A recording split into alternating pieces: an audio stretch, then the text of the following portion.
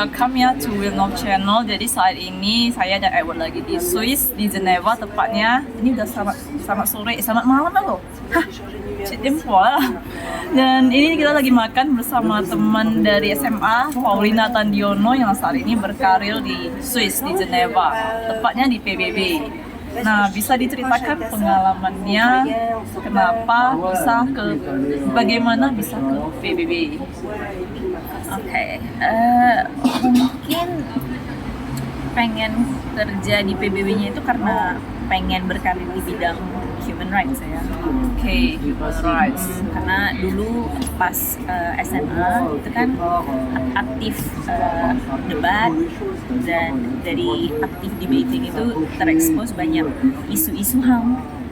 Dan aku ngerasa isu-isu HAM itu sangat menarik karena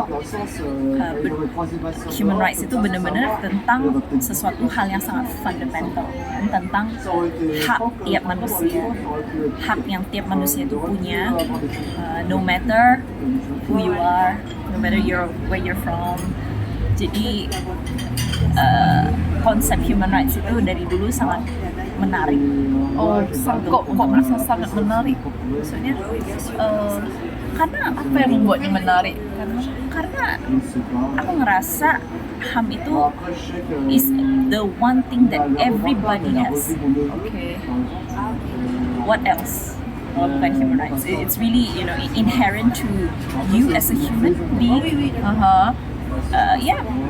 Ya menarik aja, dan sayang sekali implementasi HAM di tiap negara itu kan beda-beda, makanya memicu banyak perdebatan, kontroversi yang aku pelajari dulu pas debating. Jadi sudah mau ke PBB, sudah mau ke human rights itu dari SMA? Kira-kira ya, mungkin lebih ke bidangnya dulu, tertarik bidang human rights. Terus, nah kalau human rights itu bisa berkarir di jalur apa aja. Kan sebenarnya banyak, bisa international organizations kayak PBB, kayak Palang Merah Internasional, kayak bisa juga di kementerian. Itu kan kementerian, ada kementerian HAM, kementerian luar negeri juga, sebenarnya banyak yang dealing with HAM kan. Cuman ya pelan-pelan lah dari SMA, terus kuliah pilihannya apa nih biar bisa berkarir di bidang HAM. Pilihannya hukum kan. Kalau di Indonesia hukum apa nih yang paling dekat dengan HAM? Karena kita nggak ada jurusan HAM in its own right. Jadi hukum internasional itu yang paling dekat dengan HAM. Nah, sama seperti ketika SMA, aku aktif debating, terekspos dengan isu HAM. Ketika aku kuliah S1 itu aku ikut yang namanya moot court. Berarti dari SMA itu semua udah diarahkan lah ya, mau ikut debate sebenarnya diarahkan. Sudah, mungkin pas itu belum begitu jelas PBB gitu, tapi pengennya kira-kira di bidang sesuatu yang internasional, di bidang HAM, and then as we evolved, lebih mengerucut, akhirnya PBB. Tapi siapa yang memperkenalkan HAM ini dari awalnya? Kan tadi di debate itu terekspos dengan isu-isu HAM, tapi sebelumnya sudah memang udah direncanakan, makanya ikut debating. Berarti sudah ada kepikiran HAM dari awal sebelum ikut debating. Mungkin awal mula beneran ikut debating itu motivasinya lebih ke untuk mengasah critical thinking kan. Maksudnya lebih ke apa aktivitas yang kira-kira berguna buat aku di masa depan nanti. I thought harus belajar mengasah critical thinking, nah makanya baru dari sana terekspos dengan isu-isu HAM. Iya, tapi gimana caranya bisa sampai ke Swiss gitu kan? Nggak itu kayaknya di Swiss ini berapa orang sih orang Medan gitu loh. Tentu perjalanannya panjang. Maksudnya let's say di market besar seperti yang bilang kan, udah dari SMA perjalanannya panjang. Jadi udah dari SMA misalnya ikut debating dan selalu mengasah bahasa Inggris. Kebetulan dulu hobi bahasa Inggris, debating. Nah pas universitas S1 hukum itu juga oke, apa nih aktivitas yang akan berguna buat masa depanku, kan? Masa depan sesuatu yang internasional, sesuatu yang HAM, sesuatu yang hukum internasional. Aku sangat aktif dalam kegiatan moot court. Aku nggak tahu kalau moot court itu kayak simulasi pengadilan internasional. Jadi kita itu seperti pengacara, tapi pengacara untuk negara, bukan pengacara untuk orang. Ya, pengacara untuk negara. Jadi misalnya ada negara A berkonflik dengan negara B mengenai isu tertentu. Nah, kita bukan acting sih, tapi kita menyusun argumentasi, kita berargumen di depan juri pengadilan internasional. Nah, sering sekali di moot court, kegiatan moot court ini itu isu-isunya juga isu HAM. Nah, jadi beneran terekspos banyak isu-isu HAM yang bikin aku yakin pengen berkarir di bidang HAM. Nah, sesudah tamat kuliah, tentu mikir dong, ini karirnya gimana nih ke depannya kan? Kalau pengen berkarir di bidang HAM, again banyak jalur, salah satunya PBB. Tentu pengen PBB, tapi untuk lulusan S1 gitu kayaknya PBB itu sangat sangat jauh. Nggak tahu gimana nih nyampe ke keren banget tiba-tiba ke PBB. Jadi ya step by step. Oke, sesudah tamat kuliah, untuk misalnya berkarir di bidang internasional, nggak usah lah PBB ini, cuman berkarir internasional itu kita perlu apa? Itu makanya gue planningnya mundur. Kalau gue pengen berkarir secara internasional, apakah S1 universitas negeri cukup? Perlu apa lagi nih? Perlu tentu S2, perlu dipertajam ilmunya, kalau bisa di universitas luar negeri, karena di bidang-bidang tertentu itu kan universitas luar negeri itu lebih mendalam ya ilmunya. Ya perlu belajar di luar negeri. Nah, untuk bisa belajar di luar negeri perlunya apa nih? Ya mundur, jadi perlu beasiswa. Kalau enggak gimana? Ya kan? Yang itu London School itu ya? Benar. Beasiswa, ya? Jadi, tapi untuk bisa dapat beasiswa itu kan nggak lulus S1, lo apply beasiswa ke luar negeri, coba deh. Jadi gimana caranya dapat beasiswa itu? Jadi cari pengalaman dulu selama setahun. Makanya aku kerja di Jakarta selama setahun, lawyering itu beneran untuk dapat pengalaman konkret. Jadi bukan cuma S1 hukum, terus apa nih application-nya. Nah, maybe a bit more time. Yeah. Thank you. And I lost my train of thought. Apa tadi? Tadi itu sampai mau apply beasiswa perlu kerja. Ya, benar. Makanya kerja setahun lawyering agar bisa punya cukup pengalaman untuk apply beasiswa, karena namanya fresh grad ya, maksudnya siapa sih yang mau ngasih lo duit untuk belajar di luar negeri. Ya udah, kerja 1 tahun itu bener with the sole purpose of getting enough experience untuk bisa dapat scholarship. Nah, like 1 tahun sesudahnya itu beneran think, and then I applied for scholarship and I got it. Itu susah nggak atau udah ada pengalaman? Gampang lah gitu. Tentu enggak ya, maksudnya applying beasiswa itu bukan berarti aku apply and then dapat. Jadi itu apalagi yang membuat apply itu apply berkali-kali, apply beasiswa yang berbeda sampai akhirnya dapat. Jadi ada beberapa beasiswa yang di-apply dan ditolak juga. I mean, perjalanan itu nggak selalu smooth. Banyak juga ya effortnya ya. Of course. Terus dapat beasiswa, dapat di salah satu sekolah ini, aku LSE, London School of Economics di London, ngambil jurusan yang memang aku mau, HAM, jurusan HAM. Udah setahun belajar di London. And then what? Kan sekarang kirain punya gelar S1 universitas negeri, punya gelar S2 universitas luar, kirain you can will get whatever you want kan.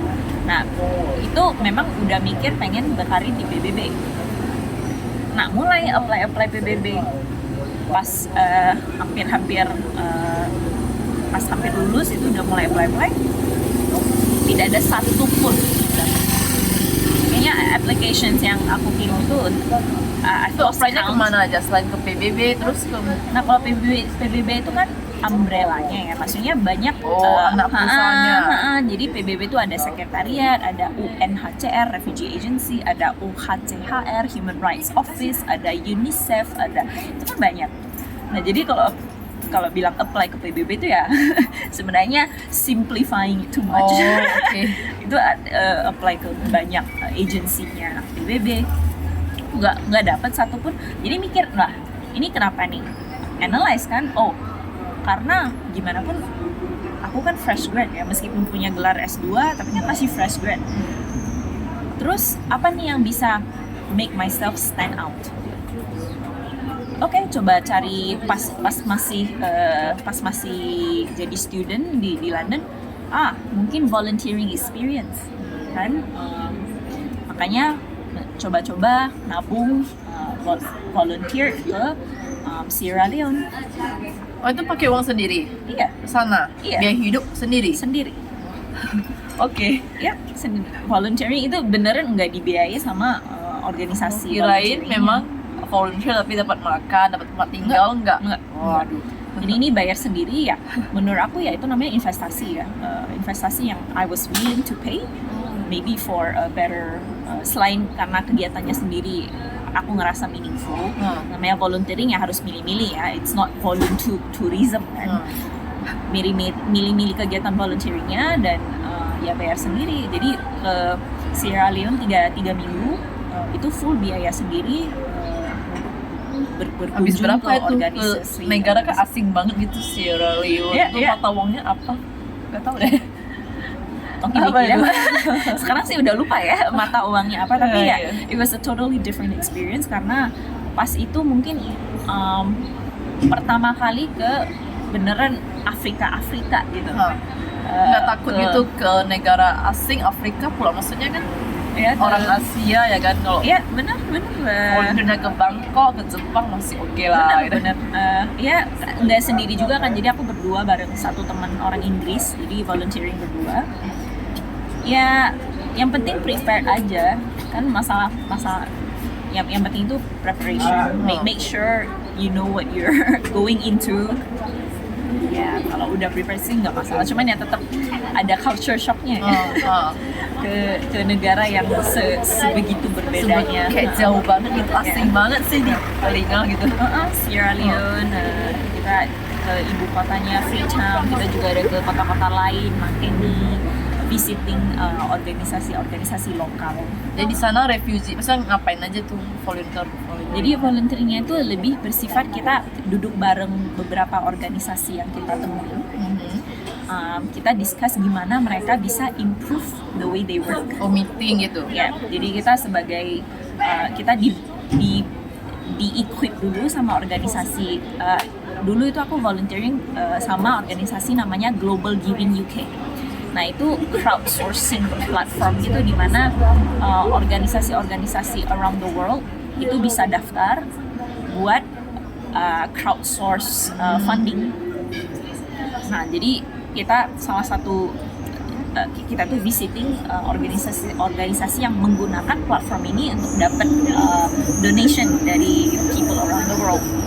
Nah, jadi kita visiting mereka selain juga accountability purpose, gimana so far mereka menggunakan uang dana yang mereka terima. Itu 1, 2, gimana mereka bisa improve the way they work, karena kita udah di-equip dulu dengan sama si Global Giving in terms of misalnya documenting impact itu bagusnya gimana, in terms of making sure lo benar-benar meet the needs of your beneficiaries itu gimana. Nah jadi berdasarkan ilmu yang kita dapat di Global Giving itu kita apply ke organisasi ini, kita berdiskusi bareng-bareng. Kita not in a patronizing way, tapi kita benar-benar duduk bareng, discuss gimana mereka bisa improve for the better of everyone. Nah itu 3 minggu setiap minggu itu organisasi yang berbeda. Jadi misalnya satu organisasi yang kita temui itu organisasi yang bergerak di bidang healthcare. Jadi mereka itu bikin like mini hospital buat orang-orang lokal yang tidak punya akses healthcare hospital yang lain yang publik dan sebagainya. Itu satu di bidang healthcare, satu di bidang pendidikan untuk anak-anak. Mereka bangun sekolah terutama untuk anak-anak yatim yang banyak orang tuanya itu meninggal karena virus Ebola beberapa bulan sebelumnya. Itu organisasi kedua. Organisasi ketiga itu empowering women, wanita-wanita yang terkena masalah hukum, karena seringkali mereka itu sebenarnya misalnya tidak salat atau dipersalahkan, difitnah dan sebagainya, dan tidak tahu cara membela diri mereka sendiri gitu. Hanya karena mereka perempuan. Nah itu 3 organisasi berbeda, 3 minggu di Sierra. Volunteering experience. Nah kemudian dari udah punya nih ya volunteering experience sedikit, terus coba-coba apply, tetap nggak dapet panggilan. Okay. Padahal effortnya udah dan the thing is a lot of other people are doing that as well. Oh ya? Jadi banyak orang-orang lain juga punya volunteering experience. So what makes you stand out? Ya kan? Saingannya ngeri. Iya, bener saingan. Jadi okay, apa nih yang gue perluin? Okay, I need international internship experience. Ya kan, bukan cuma internship biasa, tapi something international biar bikin kita stand out. Cari-cari kesempatan internship, and then ya dapet one di Bangkok. Digaji nggak? Enggak. Nah itu dari uang tabungan Berapa beasiswa. lama? 5 bulan. Oh, dari beasiswanya ada saving. Karena di bidang hukum internasional, HAM itu jarang banget dapat internship opportunity yang paid. Berarti ini beasiswanya memang bisa cover dari mulai sekolah sampai tadi voluntary sampai magang. Bisa. Yep. Ya asal pas kita hemat-hemat aja ya, pinter-pinter gimana saving. Karena kan nggak ada income tambahan yang lain kan. Berarti murni dari beasiswa. Dari uang beasiswa yang aku save. Oh, oke. Jadi terus internship 5 bulan di Bangkok di ISUHAM. Jadi organisasi yang itu regional, sebenarnya dia international organization. Terus aku kerja di cabang Southeast Asia-nya. Jadi bekerja di bidang ISUHAM satu region. Misalnya pas itu tentang isu salah satu yang aku fokus itu isu death penalty di Filipina. Oh. 5 bulan, and then sambil tetap apply kan, maksudnya kan tetap kirim application ke UN kemana. Akhirnya sesudah internship 5 bulan tuh baru mulai dapat panggilan di UNHCR atau PBB, tapi di bidang pengungsi. Yang UNHCR itu pengungsi? Ya, di bidang pengungsi di Jakarta, Indonesia. Dan itulah karir pertamaku di PBB. Sesudah itu kok bisa dari Jakarta ke Geneva? Itu another long story. Okay. Jadi 2 tahun di UNHCR Jakarta, kemudian pas ya tetap maksudnya never stop aja. Jadi meskipun sudah dapat karir di UNHCR Jakarta, ya tetap apply, tetap apply. Apply-nya terpisah. Pas di sini ada buka lowongan gitu. Jadi yang aku apply itu namanya UN Young Professional Program. Nah itu program yang dikhususkan bagi warga negara specific countries yang dianggap underrepresented di PBB. Salah satunya Indonesia. Oh, jadi emang berapa orang Indonesia di PBB sekarang? Ini competitionnya lumayan tough ya. Biasa satu batch, setahu aku satu batch itu 3 orang Indonesia yang dapat misalnya. Kalau ini bidang-bidang yang beda ya, karena kan itu seleksinya itu ada per bidang. Jadi misalnya bidangku bidang politik, HAM dan humaniter, itu satu bidang. Nanti ada bidang manajemen, nanti ada bidang IT, nanti ada bidang ekonomi. Nah, jadi per bidang dan tiap bidang tahun itu 3 orang. enggak, Oh enggak, satu batch 3 orang. Jadi per bidang 1 orang. Itu ya akhirnya 2 tahun kemudian ya dapat. Oh Gitu. Jadi sebenarnya memang terpisah. Cuman ya nggak stop applying aja meskipun udah dapat. berarti dari ini sekarang ini mau mana lagi? Sebenarnya belum tahu sih, belum tahu mau kemana. Ini programnya berapa lama? Sebenarnya programnya itu untuk 2 kali posting.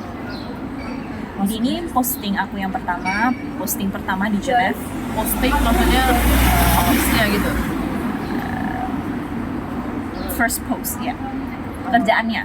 Oh. 2 kali post. 2 kali posisi malah. Oh iya. Jadi ya bisa di negara yang sama, bisa di negara yang lain, Jadi ini bisa di lagi posisi yang satu. sama, bisa di posisi yang lain, bidang yang sama, bidang yang lain. Tapi under this program itu biasanya 2 postingan. Oh, berarti ini berapa lama satu position? Biasanya satu position tuh 2 tahun. Satu Oh. post untuk 2 tahun, tapi bisa di extend. Oh. Jadi aku masih di post yang pertama, and then under this program itu masih ada satu lagi posting. And then we'll see. Oke, jadi udah di Geneva dari setelah sekian banyak effort gimana? Paid off nggak? Udah puas atau belum nih? Sebenarnya namanya manusia ya, nggak ada yang cepat puas kan. So far sampai sekarang experience yang udah effortnya udah banyak sekarang di markas besar UX itu maksudnya bayangannya sesuai ekspektasi nggak atau lebih dari ekspektasi atau masih ngerasa effortnya ini belum terbayarkan atau gimana atau udah terbayarkan? Sebenarnya bukan masalah di apakah sudah terbayarkan atau belum ya effort, tapi lebih ke ekspektasi ya kan. Ekspektasinya gimana? I would say sebenarnya di markas besar PBB itu surprisingly, karena kita itu kan di pusat markas besar, kita lebih di bidang policy-nya, strateginya, dan lebih jauh dari orang-orang yang kita serve. You see what I mean? Like, karena apalagi ini country atau in a sense that namanya human rights itu kan we work for the people. Berarti human rights dari semua negara, seluruh negara Exactly. Jadi kita itu di pusat dan kadang memang aku ngerasa kita tuh jauh from the people we serve karena human rights are ultimately about people. Jadi karena kita again lebih dealing with isu-isu strategis di pusat kan, instead of langsung berhubungan dengan orang-orang yang misalnya haknya terzolimi, orang-orang yang dan kita sebagai PBB itu kan ada markas-markas di national presences, ada kantor-kantor lokal. Nah, jadi kadang memang bisa rindu bekerja langsung bersama dengan orang-orang yang kita serve. di lapangan gitu. Iya. Bisa ngerasa kadang agak jauh. Ekspektasi itu yang berbeda. Berarti kok ini kerjanya ngapain aja gitu di PBB gitu? Aku di bidang Human Rights Education and Training. Itu ngapain aja? Jadi misalnya kita itu aku sebagai trainer, jadi men-train kolega-kolega yang datang dari berbagai penjuru dunia, train mereka dalam gimana mereka bisa conduct human rights training in a methodologically sound way. Jadi TOT, nah, itu salah satu kerjaan. Training of trainers. Jadi men-train kolega-kolega yang merupakan trainers untuk make sure kalau mereka ngelakuin training di lapangan itu sesuai dengan metodologi standar. Berarti training, basically training. Benar. Terus kita misalnya timku juga yang bikin misalnya strategi gimana kalau misalnya negara-negara mau memperkuat implementasi human rights education, let's say untuk anak muda, for youth. Nah itu apa nih strateginya? Nah kita bantu susun strategi, kita bantu advice negara-negara gimana mereka Berarti bisa advice-nya ke negara ya, ke Kementerian Luar Negeri gitu-gitu. Karena kita di markas pusat kita kerjanya together dengan biasanya permanent Berarti mission. kayak LGBT semua dibahas lah ya. Ada. Terus perang itu gimana? Bahas juga. Kantor kita as a whole yes kita ngurusin itu, tapi tentu bukan timku karena timku kan fokusnya di human rights education dan training, benar-benar di bidang edukasi dan Berarti kayak ini perang Ukraina enggak? aku personally nggak ngurus, tapi kantorku ya kan kantorku OHCHR, Office of the High Commissioner for Human Rights, kita yang misalnya ngurusin meeting Human Rights Council di mana isu-isu perang di Ukraina dibahas, itu yang ngurus meeting itu kantor. Jadi Cuma memang bukan timku. Jadi pandangan Paulina sendiri terhadap perang gimana? Dia barred from saying anything. Lalu pertanyaan buat Jo. Apa lagi ya? Karena mau dalam official. Oke. Jadi berarti ini kalau LGBT itu bagiannya atau bukan? Bukan juga ya. Karena kita di kantor-kantor kita itu kantorku itu terbagi di unit yang dealing with different thematic focuses kan. Jadi ada misalnya tim yang ngurusin memang hak perempuan, hak LGBT, itu beda satu tim. Beda tim. Nanti ada tim yang khusus ngurusin misalnya business and human rights, itu satu tim. Nanti ada tim yang khusus ngurusin indigenous persons, the rights of indigenous persons. Nanti ada satu tim yang khusus rights of people with disability. Jadi ya tiap tim itu punya fokusnya tersendiri. Nah, tim aku khusus tentang human rights education and training. Jadi not really about thematic focuses. Enjoy nggak di Swiss? Enak lah ya. Ada pengen balik ke Indonesia? Kalau namanya pengen, tentu pengen ya. Maksudnya keluarga kan di sana, lahir besar di sana. Gimana pun makanannya lebih cocok di sana dengan lidah. Cuman hidup di sini sih memang comfortable, work-life balance itu bagus, sangat bagus. Gajinya tinggi pula ya. Ya sesuai dengan taraf hidup di sini. Maksudnya udah jalan-jalan di sini kan tentu tahu, maksudnya barang-barang di sini memang makanan mahal ya kan. Jadi ya gajinya ya sesuai dengan taraf hidup. Ya, ada 3 digit lah ya. Digit apa nih? 3 digit. 3 digit. Ini digit rupiah, USD, Swiss franc, rupiah. Jadi kalau living cost di sini sebulan berapa range-nya? Living cost sangat tergantung ya, karena again living style tiap-tiap orang kan beda. ya standar lah, misalnya Paulina lah. Mungkin not myself, tapi standar di sini kalau misalnya cek-cek di internet gitu biasanya living cost ya setidak-tidaknya 3.000 sampai 4.000 Swiss franc. Oh, seperti kalau di Sekitar Indonesia kan 3.000 sekitar 50 juta. USD. Benar nggak? Sekitar 50 juta ya kalau di rupiah kan. Tinggi ya. Berarti udah bisa dikirakan lah ya. Penghasilan di sini tadi per jam berapa? Mau standar Kira-kira hourly wage di sini tuh sekitar 25 Swiss franc. Itu untuk pekerjaan yang biasa ya. Terus ada pertanyaan apa lagi?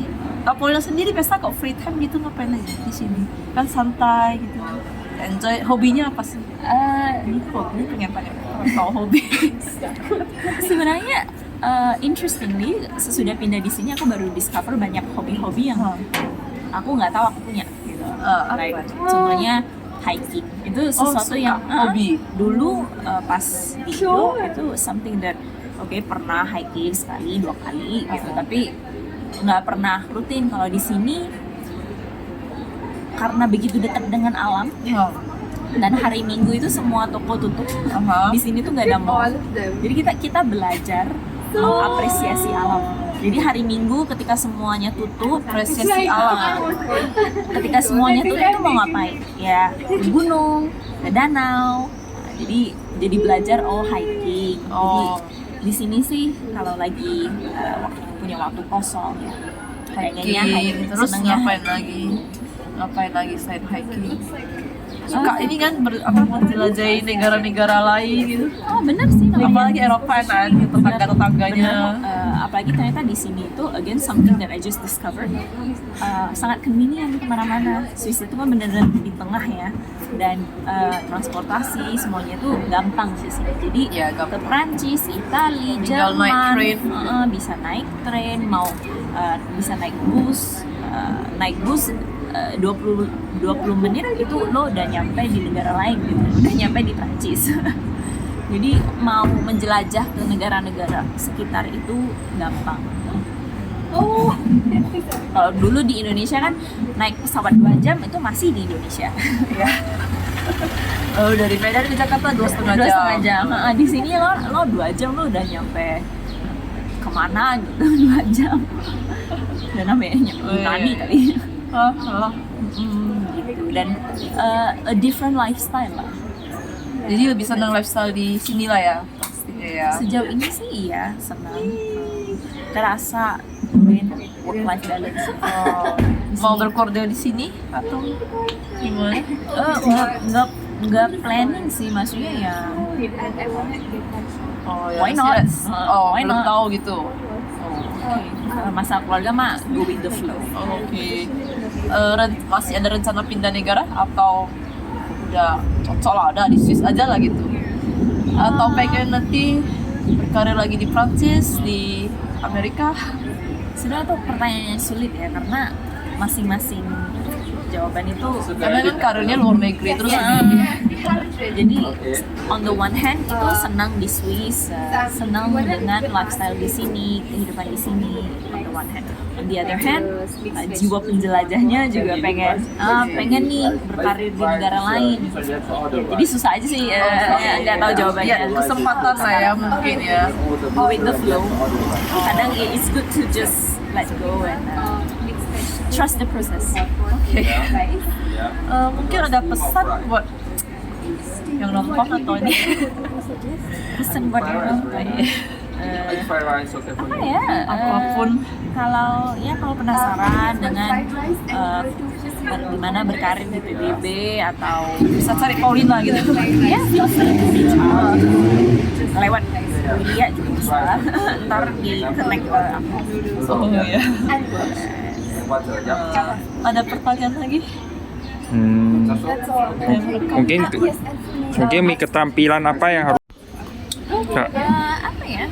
I think harus bisa beneran, mungkin kedengarannya klise ya, but I think harus punya grit, harus bisa kerja keras, harus tahu what you want, and work hard for it. Meskipun kadang kita gagal ya, just trust the process. Kadang itu merupakan bagian dari proses kan, kegagalan, and then you learn a thing or two from your failure. Again, kedengarannya klise, but having gone through all that, Maksudnya sini apa phase kerja itu cepet atau lembur-lembur? Nggak lembur kan? Ada lembur gitu kan? tergantung, kadang ada period dimana biasa aja 9 to 6, kadang lembur habis-habisan ya. ada juga I ya? think normal lah, maksudnya sama seperti kerjaan-kerjaan lain kan, pasti ada lemburnya, pasti ada santainya, tergantung. Phase-nya cepat nggak? Kinclong bentar ngerjain itu gitu, atau one job ambil selesai dulu baru nanti? I think you have to adapt, karena tergantung periodenya. Kadang kalau lagi periode sibuk ya nggak bisa cuman ngerjain satu hal, fokus di satu hal. Kadang you have to multitask. Kadang kalau lagi less sibuk ya lo bisa fokus di satu task terus move on kalau udah selesai. Jadi yang paling penting itu bisa adaptasi dengan pace kerjaan. Karena Skill ngomong? Communication skill di mana-mana penting ya. Nggak, maksudnya bahasa di sini English atau harus menguasai? Sini kan ada French, ada Jerman, ada bahasa Itali ya kan di Swiss ini gitu. Apa harus menguasai semua? Kalau di PBB tentu bahasa Inggris first and foremost. Terus kalau bisa bahasa other UN language, itu kan ada 6 other languages ya, itu advantage. Berarti bahasa resmi di sana untuk komunikasinya English. Ya. Tapi banyak sekali colleagues yang tentu bukan hanya bisa bahasa Inggris, Prancis, Spanish, itu inilah. Kalau English Paulina udah macam lah lucu ya minum air. Udah lancar banget ya kan. Karena sering kepake ya, memang tiap hari kan pakainya bahasa Inggris. Kan dari dulu juga udah lancar. Kebetulan dari dulu juga suka bahasa Inggris. Jadi itu jadi advantage untuk berkarir internasional. Jadi nggak ini rencana apa kan HAM juga di Indonesia kan bisa Kementerian HAM gitu nggak ya? Bisa. It's still there, the possibility is still there. Enggak benar-benar fokus pengen ya, enggak juga, cuman ya Jadi menteri luar negeri gitu mungkin di Indonesia. aduh kayaknya nggak sanggup. Ya pengalaman dari PBB ya kan. Iya, kayaknya nggak sanggup sampai selevel itu sih. Salah kalau mau. Ada lagi nggak pertanyaan? Mungkin kelebihan Paulina apa tuh? Ini udah berapa menit nih? Setengah jam. Setengah jam kak Kea. Apa kelebihan dan kekurangan? Paulina. Go with the flow. Aduh, kelebihan dan kekurangan. Sawiwang. Pertanyaan dari Mr. Edward. Lebihnya apa ya? Mungkin tekad kali ya. Oh ya, iya sih, kayak dari TK, dari SMA udah di ini ya, ada goal, udah mikirin ke depan gitu kan. Mungkin iya tekad dan disiplin dalam mencapai